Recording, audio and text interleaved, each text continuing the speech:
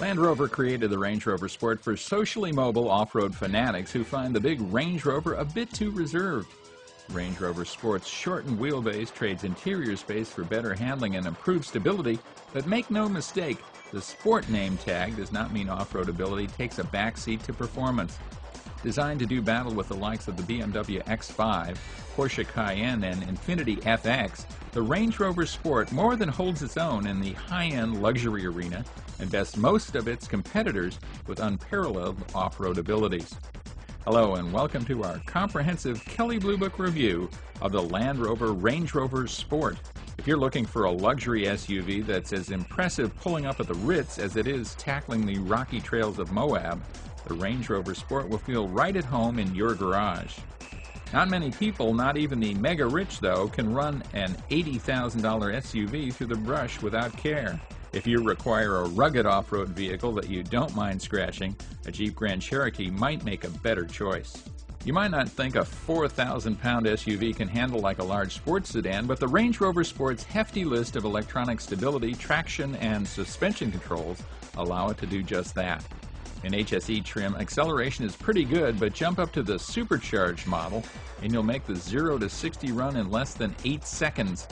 The supercharged Dynamics response system does an amazing job of minimizing body lean and roll, while the nicely weighted power steering returns the precise feedback required when hurrying this much bulk through curvy back roads. The Sport's on-road abilities are equally matched off-road, where even wearing performance tires, our model was able to climb the steepest terrain with all the ease of coasting up a cobblestone driveway. One of our favorite features on the Range Rover Sport is Land Rover's Terrain Response System, which offers 5 different settings designed to modulate the suspension and traction control based on the type of terrain you're on.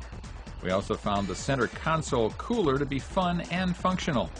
The electrically operated cooler is large enough to hold up to 4 8-ounce plastic bottles.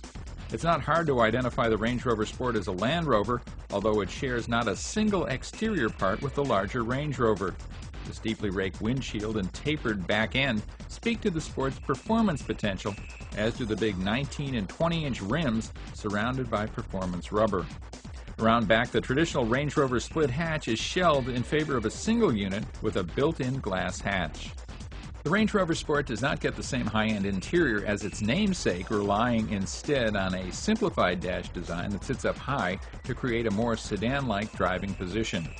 The center console is unusually wide and the entire cabin is littered in tiny switches and buttons that can be hard to read. We found the front seats a bit snug, but definitely supportive on long drives. Rear seat passengers have good head and legroom, and the flat floor allows passengers sandwiched in the middle position a comfortable perch. There's a small cargo hold behind the second seat, but when that's folded, the Range Rover Sport can hold a respectable 71 cubic feet. The Range Rover Sport HSE features an electronic air suspension, 19-inch alloy wheels, 8-way power driver's seat, dual-zone automatic climate control, and a Harman Kardon Logic 7 stereo with 6-disc CD changer and 14 speakers. Also standard is a DVD-based navigation system featuring voice recognition, as well as park distance control rear park assist. Standard safety equipment includes front and side curtain airbags, hill descent control, traction and stability control, and Land Rover's Terrain Response 4-wheel drive system. The supercharged trim adds 20-inch wheels, front and rear heated seats, Brembo brakes, and silver interior trim in place of wood. Options for the HSE include the Cold Climate Package, which adds a heated front windshield, heated front and rear seats, and heated windshield wiper fluid. The Luxury Interior Package adds the Cold Climate Package, plus a choice of wood trims, adaptive front lighting, and a center console cooler. Standalone options include a rear seat entertainment system with 2 headrest-mounted LCD monitors and headsets. Other options include Sirius satellite radio, a locking rear differential, dynamic response suspension, and 20-inch alloy wheels. The HSE is powered by a normally aspirated 4.4-liter V8 engine, which makes a respectable 300 horsepower and 315 pound-feet of torque. For those who prefer a faster driving experience, we recommend a move to the supercharged trim, which employs a supercharged 4.2-liter V8 good for 390 horsepower and 410 pound-feet of torque. Both engines are teamed to a smooth-shifting 6-speed ZF transmission, which routes the engine's power to a center differential and then out to all four wheels.